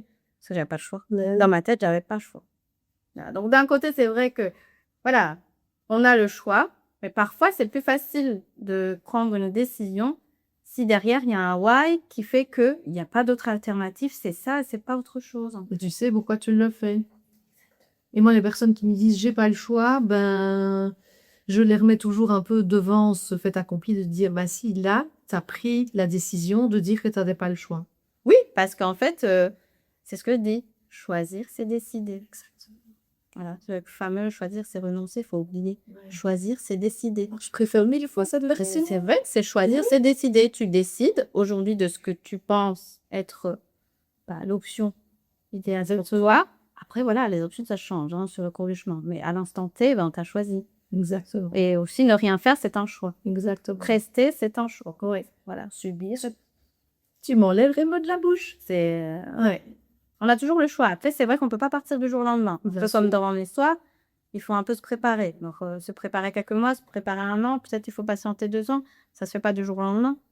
Mais une fois qu'on a pris la décision, on est un petit peu plus léger et puis on est plus détaché aussi. Ouais. Les fameux trucs qui nous dérangent, c'est pas grave, je vais partir. Ouais, C'est plus mon problème, je vais partir. C'est une prise de distance qui te permet, toi, de vivre. Ah oui, c'est moins, enfin, ce temps, en tout cas, jusqu'à partir réellement, de le vivre différemment et mieux pour toi, quoi. Parce que sinon, il y a trop de contraintes quand tu es en confrontation directe avec tes valeurs, quand l'environnement, enfin, c'était pas vivable. En fait. Bah, tu sais, il y a beaucoup de gens qui finissent en burn-out. Oui.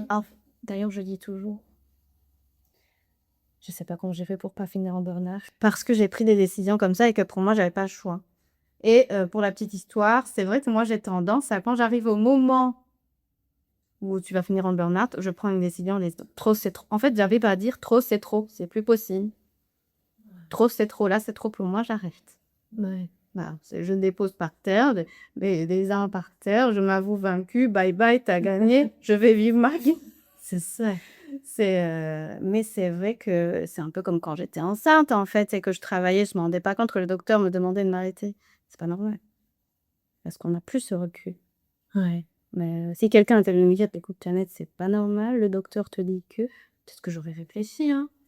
Mais se donner en tout cas les espaces pour pouvoir prendre du recul. Je pense que c'est ouais, intéressant de sortir un peu de notre trou de hamster, de se poser, peut-être d'avoir aussi la bonne personne à côté de toi pour pas te dire fais ça, mais plutôt te poser les bonnes questions pour réfléchir toi et arriver toi-même à la conclusion de en fait, je pense que ce que je fais, ça va pas. Franchement, oui. Que quand quelqu'un d'autre va dire Jeannette, c'est pas bon, fais pas ça, à part lui dire oui, c'est ça pour toujours, tu vois.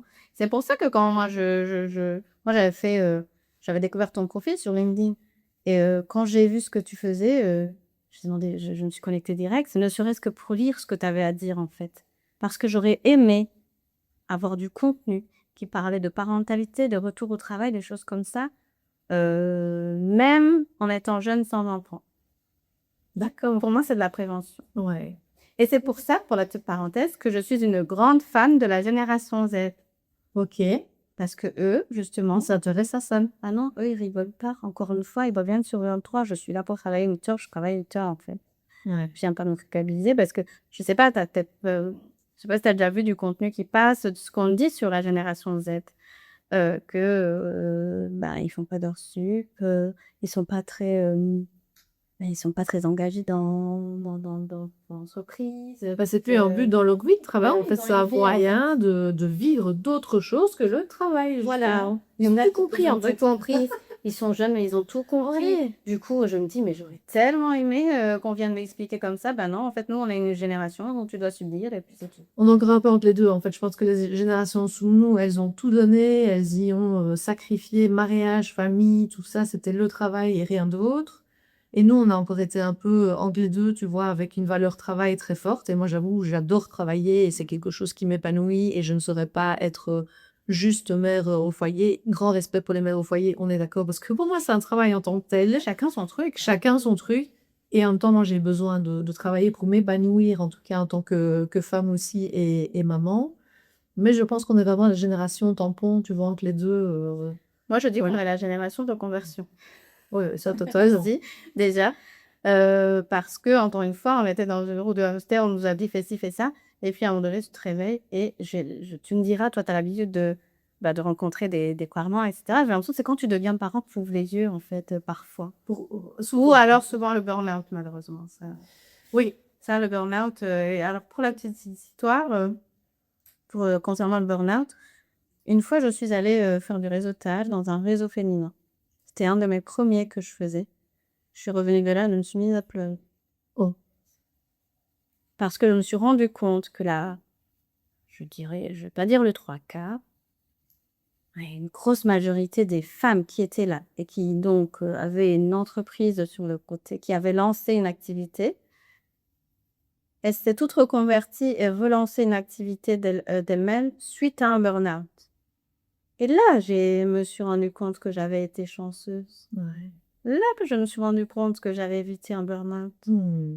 Et encore une fois, je me suis rendu compte que c'était pas normal que nous vivions dans une société où, pour qu'une femme sorte enfin de ce fameux tunnel, il faut qu'elle passe par un burn-out. Et là, j'étais pas d'accord encore. Et ça m'a attristée. Je me souviens très bien, je suis rentrée, j'ai posé mon sac, j'ai pleuré. Oh.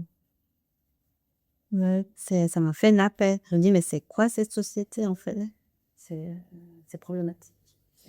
L'éclaircie dans le burn-out, ça te permet, et je parle en connaissance de cause, de travailler sur toi et de voir justement ce qui est important pour toi, de te connaître et de faire les choses beaucoup plus alignées avec toi-même, tes valeurs, trouver ton why, tes why par rapport à toutes tes situations. Et en même temps, si je fais ce que je fais aujourd'hui aussi, c'est pour permettre aussi aux parents d'éviter de se prendre le mur et de se poser les bonnes questions au bon moment aussi. Et je trouve que la transition de retour au travail est une excellente période de la vie pour se dire, tiens, est-ce que j'ai toujours envie de fonctionner comme ça? Pourquoi est-ce que je fonctionne comme ça?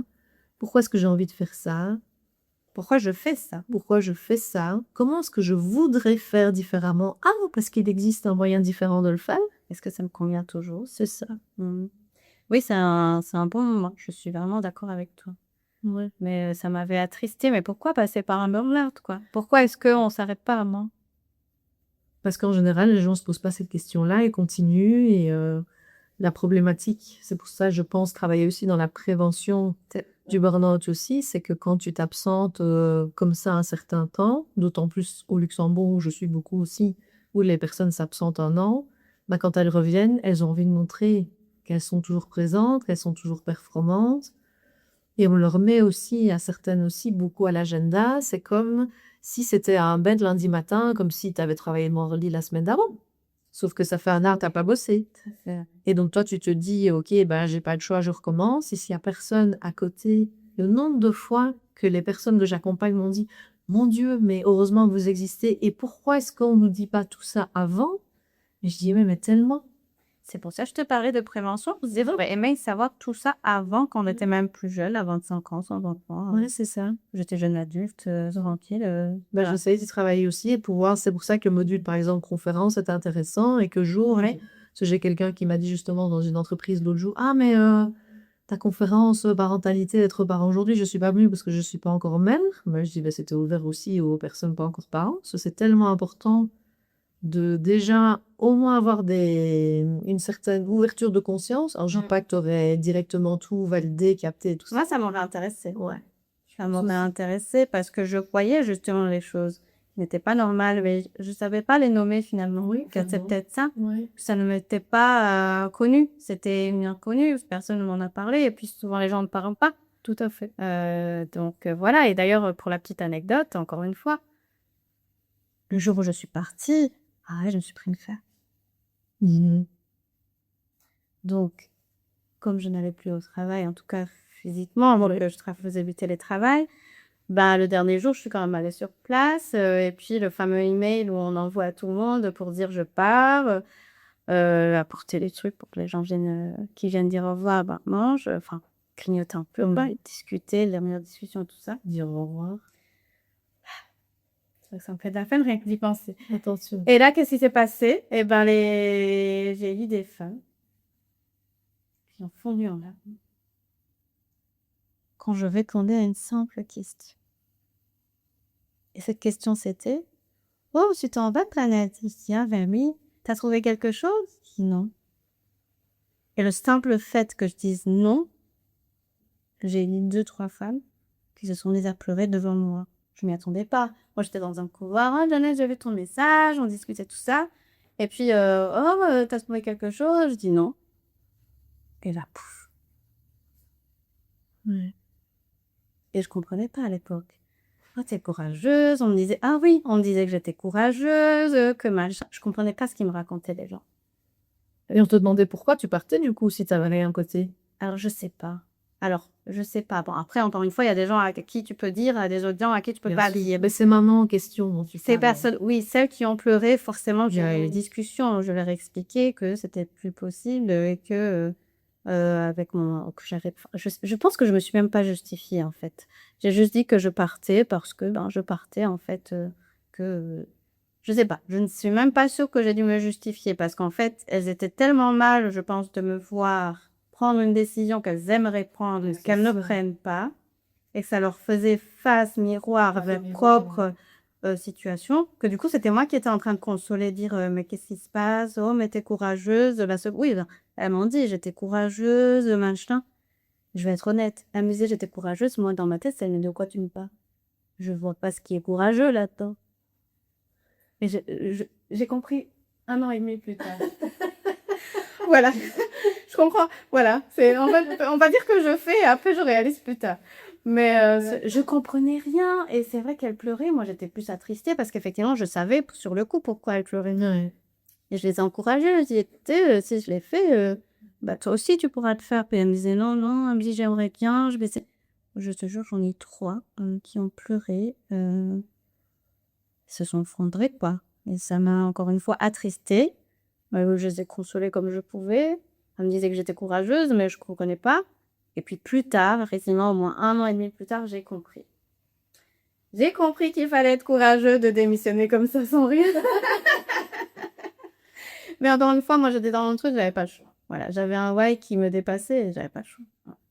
Donc, j'avais pas le choix, j'avais dû expliquer, faire entendre ma décision. J'étais trop dans la... J'étais un peu dans... Voilà. Ouais. C'était... Et comment ça s'est passé après pour toi du coup, quand tu as quitté? Oh, je suis partie, j'étais contente.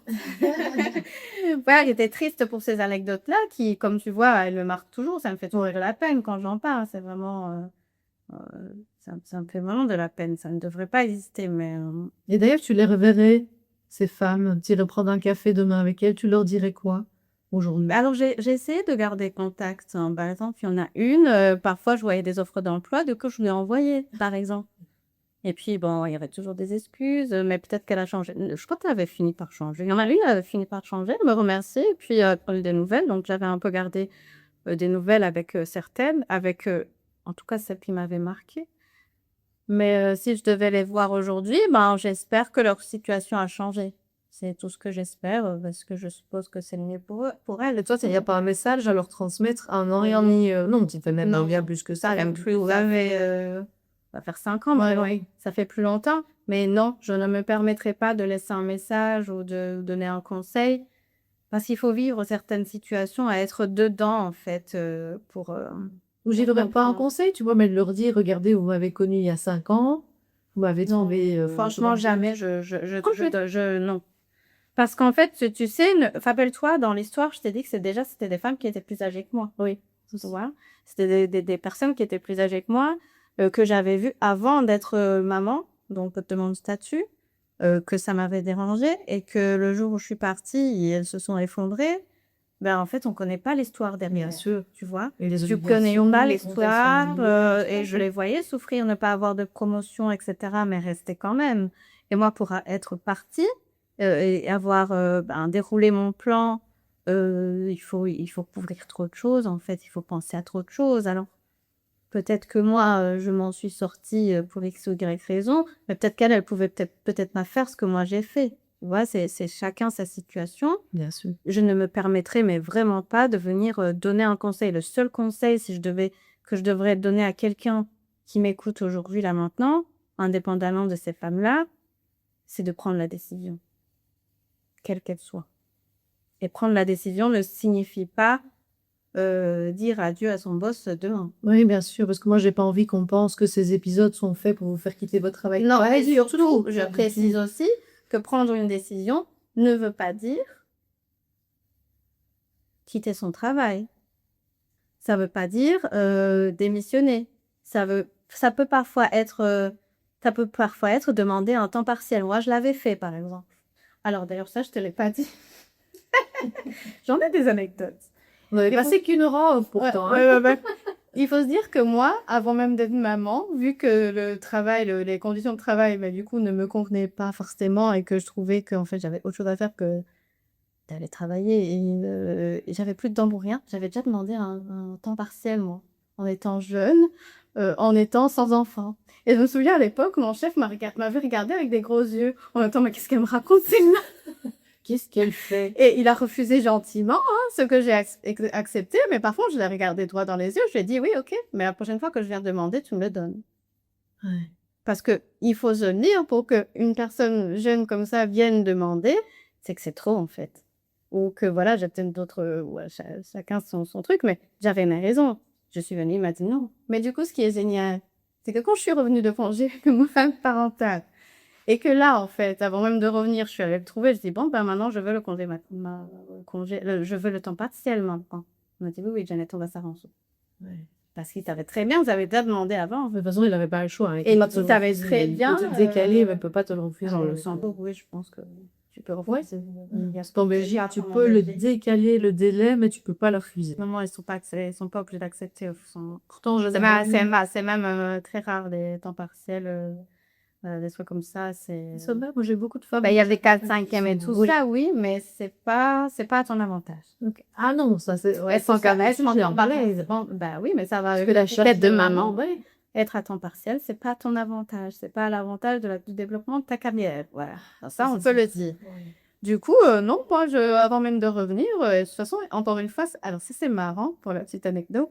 Quand je suis allée, quand je me suis dit, je vais aller lui demander, pour moi, il n'y avait pas le choix parce qu'elle avait déjà refusé avant, j'avais pas d'enfant. Là, j'ai un enfant, tu peux pas me dire non. Il m'aurait dit non, j'aurais démissionné. Incroyable. Ah, mais parfois, il faut y aller avec du cran, mais ça, c'est quand on sait ce qu'on veut. Tout à donner, je savais que l'environnement dans lequel je travaillais n'était pas propice à l'épanouissement personnel, même en étant tout seul, sans enfant, etc. D'ailleurs, je le vois, moi, j'ai une sœur qui est toute seule et oui, elle part quoi, madame m'a dit à côté, mais ça, c'est typique du Luxembourg. Et donc, moi, c'est pour ça qu'à l'époque, j'avais demandé mon temps partiel. Et puis, parce que t'as pas de vie, en fait. Encore une fois, t'es bien payé, mais t'as pas de vie à côté. Et donc, du coup, non, c'était... Ah, ça, par contre, c'était hors de question que je refais dans... Et c'était pour ça aussi que j'ai découvert des choses qui me dérangeaient. Mais je ne suis pas convaincue que si j'étais retournée à temps plein, j'aurais pas eu tout ce que j'ai eu aussi. Je pense que ça aurait bien changé. Non, c'est sûr. Mais, donc, voilà, le dernier jour, je suis partie. J'ai eu ces femmes-là qui se sont effondrées. Ça m'a marqué. J'avoue que même aujourd'hui, ça me marque toujours parce que je me dis que finalement, effectivement, j'ai compris 1 an plus tard, 1 an et demi plus tard, que j'avais été courageuse de prendre ces décisions et de partir parce qu'il y en a qui ne peuvent. Et pourquoi est-ce que tu mets le timing 1 an et demi plus tard d'avoir compris? Parce que je crois qu'il m'a fallu 1 an et demi plus tard pour comprendre. Ok. Voilà. J'ai l'impression qu'1 an, c'était trop court. Ouais. Et il faut avoir du recul. Alors, je sais pas ce qui est passé un an et demi plus tard. Est-ce qu'il y a eu un événement particulier sur C'est ton une matériel? question, ça. Je sais pas. Mais je sais qu'il m'a fallu plus d'un an pour comprendre pourquoi elle m'avait dit que j'étais courageuse. Ouais, c'est ça. Et du Maintenant, coup, tu lui as appris. c'est peut-être quand j'ai dû matriculer mon entreprise. Ah, tiens, j'allais dire justement parce que tu n'as pas repris de job salarié après. Bon. Tu as lancé, toi, ton activité. Ouais, oui. Parce que du coup, Alors, de nouveau, c'est pas la promotion de lancer ses activités. Non, De non, nouveau, non, chacun pas sa du tout. situation, Voilà, franchement, chacun sa décision. ça peut être demander un temps partiel, chercher un autre travail ailleurs, dans un autre secteur, se convertir. Quelle que soit l'option, parfois ça peut même se demander à être arrêté pendant un peu de temps. Ou si on se rend compte qu'on va pas bien, qu'on est en burn-out, aller chez le docteur, en fait, pour être diagnostiqué, parce qu'il y a ça aussi, de dire là, du tout, là, ça va pas. Ouais. Donc voilà, c'est chacun sa décision. Donc du coup, moi, ce qui s'est passé, c'est que du coup, j'ai démissionné de rien. Et le premier jour, je me retrouve le premier jour sans rien. Ah, t'as l'air bête, par contre. Non, c'est pas que t'as l'air bête, mais ça fait bizarre. Ah, purée, je dois pas aller travailler. Ouais, et donc du coup, qu'est-ce que je fais? Qu'est-ce que je fais? La rentrée n'était pas encore là. Je voulais rester maître de mon temps.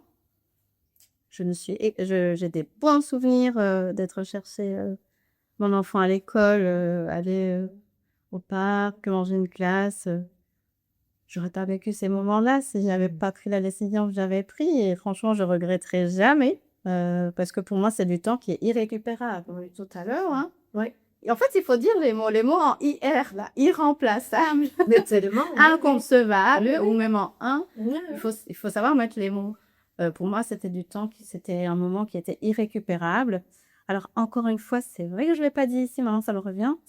Je pars du fait aussi qu'en fait, nous habitons dans un pays où il va falloir travailler jusqu'à 67 ans. Ouais. Donc, en fait, s'arrêter 3 ans, c'est pas la fin du monde. C'est ça. Mettre sa carrière en pause 6 mois, c'est pas la fin du monde. Rien, le temps de souffler, s'organiser, rechercher du travail, etc. C'est pas la fin du monde. Non. 6 mois sur une carrière de 40 ans, qui, si ça se passe mal, on devra peut-être travailler jusqu'à 80 ans, personne ne le sait. Donc, à partir de ce moment-là, moi, je vois les choses comme ça. Franchement, je vais pas mentir. Et personne va venir me contredire ici. Personne va venir me contredire. Actuellement, c'est 67 ans, 40 ans de carrière. Je suis désolée. Vu la situation économique, la gestion économique, ce sera pas IM. On devra travailler jusqu'à 70 ans.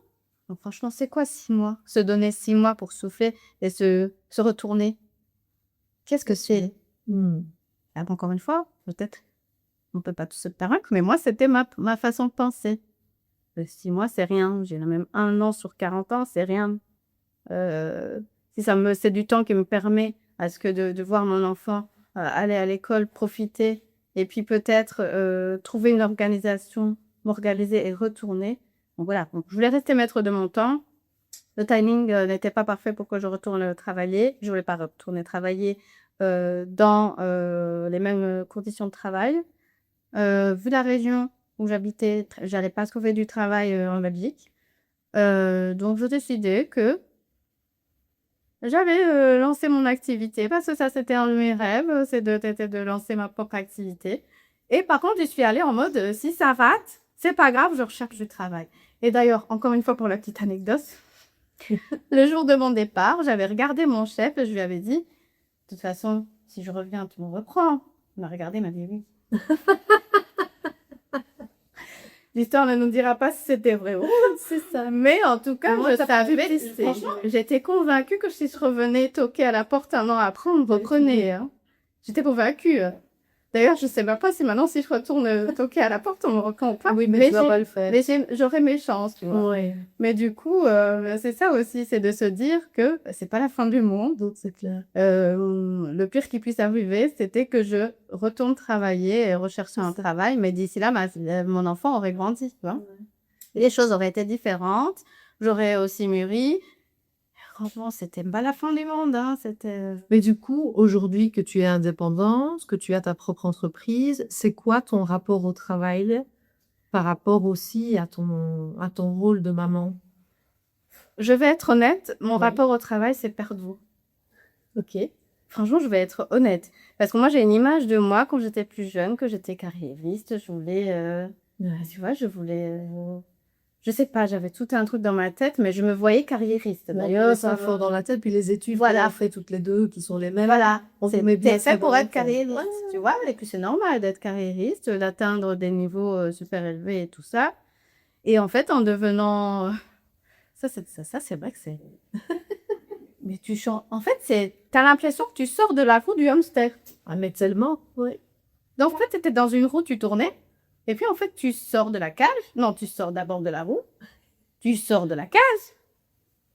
Ah, il y a moyen de faire autrement. Ah ouais. Donc, en fait, je sais pas si c'était ma déconstruction ou... Mais du coup, j'ai perdu mon rapport au travail, en tout cas, comme il était. À l'heure actuelle, si tu me dis, Janet, t'es carriériste? Non, je suis pas carriériste. Parce que le plus important pour moi, c'est peut-être d'avoir la main sur mes horaires, de faire un truc qui m'épanouit. J'ai pas envie de travailler, de faire des heures sup comme pas possible. Donc, je vais pas mentir, j'ai perdu ce rapport au travail. J'aime travailler, j'aime ce que je fais, mais j'ai perdu en fait ce truc de courir. Est-ce qu'on pourrait pas dire que tu as plutôt changé ton rapport au travail parce que tu travailles toujours, je veux dire, donc tu l'as pas vraiment perdu, Non, tu as je veux dire, mais changé le ton travail, rapport, oui, t'as raison. Je l'ai changé, mais tu vois, là, c'est du tout au tout ouais, c'est différent. tellement Ouais. un grand changement que pour moi, effectivement, ça ressent plus comme une perte. C'est comme parce C'est que un c'est une gap, perte. c'est un gap, Ouais, Jeannette. On aime les gars qui c'est une s'identifient perte à- d'identité, en Ouais, fait. ouais. Tu vois, c'est une perte d'identité parce qu'effectivement, là, maintenant, j'y repense. Ah ben non, en fait. Et c'est pour ça que pour moi, dire que changer, c'est même le mot est faible. Ouais. Parce que c'est tellement un. Transformation, Ouais, disons-le. voilà, ça n'a rien à voir. Et Oui, mais le travail, tu es présent dans ta vie, mais oui, il y a le une travail autre place, tu as un autre rapport par rapport au, pas, au travail, un autre rapport au travail. voilà, parce qu'avant, ben, on vendait, ben, faut faire des études, aller travailler, ben, déjà travailler dans certaines sociétés pour atteindre certains trucs, Ouais. surtout nous, là, on a fait nos études. Et puis là, après, tu découvres un autre monde. En fait, tu peux travailler, mais sans être sous pression. Déjà rien que ça. Sans être en train de courir partout. Mais en fait, ça paraît irréel. C'est tellement irréel, encore un mot hier, mais c'est irréel, quoi. Mais on peut en faire sa réalité, Ah avouer oui, si on choisit. si on choisit. Alors, c'est En pas tout cas, c'est facile, très hein, différent. parce que c'est pour ça aussi que je dis que j'ai perdu le rapport au travail que j'avais avant. Parce que maintenant, tu construis un truc qui n'a rien à voir. Parce qu'effectivement, être salarié, être indépendant, ça n'a rien à voir, hein, absolument rien à voir. Donc oui, là, j'ai construit un nouveau rapport à... C'est plutôt construire. Ouais. Ok, c'est faire table rase, dire ok. Et voilà. Et d'ailleurs, pour la petite anecdote, je dis toujours, oh là là, si je devais retourner travailler, si la Janet de maintenant devait retourner dans l'environnement de travail dans lequel j'étais avant de partir, ah ah non, j'aurais pas laissé passer les choses. J'allais dire, tu ferais des étincelles, voire des feux Ouais, d'œil. non, je serais pas... Non, je dirais les choses. Ouais, je suis belle. Les Je choses. suis pas étonnée. Je dirais les choses. Ouais. Je dirais les choses, j'irai trouver les facts, en discuter, comprendre les situations, ne serait-ce que finalement pour moi-même apprendre, en fait. Ouais. Parce qu'il y a ça aussi. Pourquoi est-ce qu'il n'y a pas des discussions entre... En fait, il faudrait faire des clubs, je suis désolée de le dire, des clubs de parents où tout le monde le test est le bienvenu et on parle du statut de parent en entreprise, que les papas aussi. Hein, Et moi, je le fais pendant mes workshops, justement. Je mets des papas et des mamans autour de la table pendant leur temps de travail et ce temps est offert par l'entreprise où on fait des cycles d'ateliers de chaque fois 3 heures et ça dure 3 fois ou 5 fois où on se voit sur des thématiques, on débat sur les thématiques. Voilà, c'est Ils débattre. échangent et ils apprennent tellement les uns des autres aussi. C'est hyper riche, quoi. Mais chaque fois, je leur dis, écoutez, c'est tellement novateur chez nous. Merci à votre employeur de nous offrir ce temps ensemble. Mais comme tu dis, on devrait pouvoir le faire partout pour qu'on se rende compte des réalités chacune et qu'en fait, on a plein de similitudes. Oui, et puis j'irai même plus loin. Comme je te disais, il faudrait que ce soit même ouvert à ceux qui ne sont pas parents. Oui, aussi. Parce que finalement, le regard qui est porté sur le parent, Ouais. ben, c'est pas que les autres parents qui... En fait, les autres parents, les visites vont comprendre. Mais c'est aussi, ben, peut-être des jeunes collègues qui vont comprendre que quand tu reviens, mais tu reviens plus aussi disponible qu'avant ou que tu veux bien les aider, mais jusqu'à telle heure parce qu'après, tu dois partir et qu'eux, ils peuvent rester jusqu'à 18h30, 19h, c'est pas un problème. mais que voilà, tu vois, c'est pour instaurer un peu un dialogue, de l'échange. Mais je l'ai été faire enceinte dans les workshops, c'était hyper intéressant. Elle m'a dit waouh, c'est la meilleure prépa que j'ai eue sur mon. Ben oui, j'aurais aimé en moi la voir. Et il y a une autre personne que j'ai eue en atelier aussi qui se posait la question avec son conjoint d'avoir un enfant ou pas. Elle était pas trop chaude. Quelles sont les conséquences? Qu'est-ce qui va Exactement. changer dans la carrière? Et j'avoue qu'après le cycle d'atelier, elle a dit bah, je vais encore pousser la Bah sur le plus longtemps Bah parce que quand j'entends finalement la réalité d'être parent et de travailler, elle dit bah, je vais encore attendre un petit peu. Et c'est très bien parce que finalement, elle a été baignée dans les expériences de ses collègues Oui. qui n'auraient jamais partagé, je pense, autre part que dans ce type de workshop que je propose. Et du coup, ça lui a permis de ramener la réflexion à la maison dans son couple et de dire écoute, chou, en fait, je suis pas encore prête, quoi. Il y a trop de choses qu'on ne dit pas, en fait. Et moi, ça m'a toujours dérangée. Déjà, bon, ici, on est resté dans le cadre du travail, mais même par rapport à l'accouchement, par exemple, ou le fait de devenir maman, je me souviens que moi, personnellement, j'avais engueulé ma gynécologue, mais cette fois-ci pour autre chose. Quand j'ai découvert ce qu'était une charge mentale, je l'ai regardé droit dans les yeux, je dis, mais enfin, si docteur, vous auriez pu me prévenir. Tu sais ce qu'elle m'a elle m'a prévenue parce que du coup, effectivement, tu deviens maman, tu as la charge mentale, tu dois t'occuper de ton enfant. Enfin, il y a plus de choses à penser que quand on était sans enfant. Et je lui ai dit: «Mais vous auriez pu me prévenir cette histoire de charge mentale». Puis elle me regarde et puis elle me dit: «Mais madame Dalougois, si on vous avait prévenu, ce serait la fin, pas?» Il ne fait plus d'humanité parce que plus personne ne Plus personne voudra peut-être faire des enfants, en fait, ou en mode, j'allais faire peur. De toute façon, vous étiez déjà enceinte, mais je me serais peut-être préparée parce qu'on fait bien des préparations à l'accouchement. Ça aussi, moi, j'ai trouvé que c'était la grosse arnaque, du siècle. On fait tout un plat, pour l'accouchement. On prépare l'accouchement, effectivement. Mais il y a d'autres choses qu'il faudrait préparer dans l'attrait. l'histoire, en fait. Oui. Parce que l'accouchement, finalement, ça dure, selon qu'on a de la chance, pas de la chance, 2 jours, je sais pas combien, maximum. Il faut bien que le bébé sorte à un moment donné, mais une fois qu'il est sorti, j'en discutais avec quelqu'un récemment, je dis: «Mais après, on est parent toute sa vie».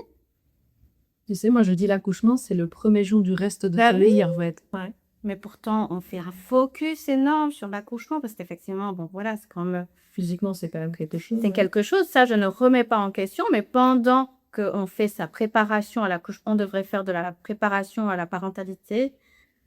Ça commence petit à petit. Des pieds, même un petit Ouais. atelier, quelque chose où on peut peut-être poser des questions ou alors des échanges avec des gens qui sont déjà parents ou machin. Alors par contre, encore une fois, pas pour qu'on ait raconté des histoires Pour faire peur. Ouais. négatives et tout Ouais. ça, il faut juste dire chacun son histoire. Le c'est bien, ton âge, je dis toujours. L'histoire d'être parent, ça dépend aussi sur quel bébé tu tombes. Moi, je dis toujours, ça dépend sur quel bébé tu tombes. Hein.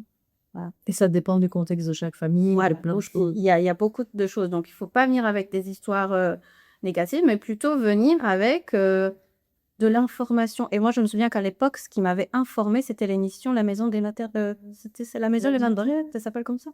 Je sais plus parce que du coup, ça fait quelque temps, mais c'est la Maison des maternelles qui m'avait éduquée sur la maternité. Ouais. C'est bien dommage. Mais heureusement quand même que ça existe. Et maintenant, il y a aussi pas mal de podcasts. Il y a plein de trucs depuis, il y a beaucoup de choses. Heureusement, mais je pense que ça arrive. Ouais. Ça vient, on est sur vraiment un changement de paradigme pour tout ça, et heureusement.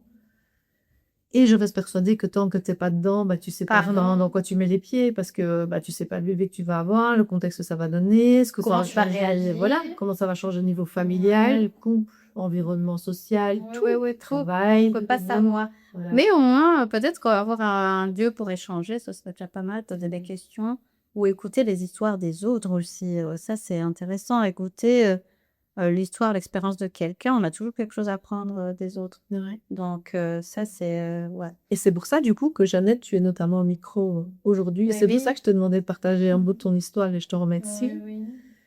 Pour clôturer, parce qu'on va pas non plus... Ouais, on va rester là longtemps. Ouais, je pense. Qu'est-ce que tu aimerais que les personnes qui nous écoutent retiennent principalement de notre échange? C'est quoi le message principal que tu voudrais leur faire passer? Je l'ai dit tout à l'heure, hein. Je vais pas dire qu'on a toujours le choix, parce que ça, ce serait une injonction, mais de se dire qu'on peut toujours décider de ce qui est le mieux pour soi-même. Et que décider ne veut pas dire que le changement, c'est demain dans l'heure, hein, ou c'est dans l'heure ou demain ou non. On peut décider et vous verrez qu'une fois que vous avez décidé, il va se passer, comme je disais, ça enlève. Ok, et maintenant je suis quoi? Parce qu'en fait, tant qu'on n'a pas décidé, on ne peut pas se mettre en marche. Ouais. Donc, on reste coincé dans l'inconfort. Et je me souviens une fois, c'est quand j'avais un podcast où j'avais entendu une phrase, enfin un truc qui disait, il y a de l'inconfort dans le confort. Mais tellement. Donc, ouais. si vous vous rendez compte que vous êtes dans l'inconfort total, dans votre zone de confort, il y a peut-être une petite chose à changer. Ça ne veut pas dire que c'est une grande chose à changer, hein. Ça ne veut pas dire changer de travail, changer... Peu importe, mais il y a peut-être une petite chose que vous pouvez déjà décider aujourd'hui et améliorer. C'est ça. Mais mettre le doigt en tout cas sur quelque chose qui justement Oui. vous donne cette sensation d'inconfort, quoi. Oui, parce que finalement, rester trop dans l'inconfort, dans sa zone de confort, ça donne des burn-out. Je crois que c'est la conclusion que j'en ai tirée de ma propre expérience et de ce qui a suivi. C'est de mon histoire de maternité et d'être maman et tout ça. C'est faites attention à l'inconfort dans le confort. Waouh. On va terminer là-dessus. Ouais. Merci Jeannette pour ton partage en toute authenticité. Oui. J'ai vraiment beaucoup apprécié passer ce temps avec toi. J'espère que nos auditeurs auront aussi apprécié ta franchise, ton authenticité, Mes anecdotes. tes anecdotes. Le fait que je ne me rends pas compte de faire des choses. Mais c'est vrai qu'il y a des fois, maintenant ça m'arrive. Hein. Ça m'arrive maintenant de repenser à la période où j'ai pris la décision, de me dire, oh là là, mais elle était folle celle-là. Mais oui. Mais tellement t'as du recul maintenant Ouais, là-dessus. mais là, elle en avait dans l'écran, d'oser faire ça. Bah, ouais. Ouais. Merci en tout cas Lolette. Avec plaisir. Merci à vous de nous avoir écoutés et je vous dis à très vite sur un nouvel épisode de Gap de parents.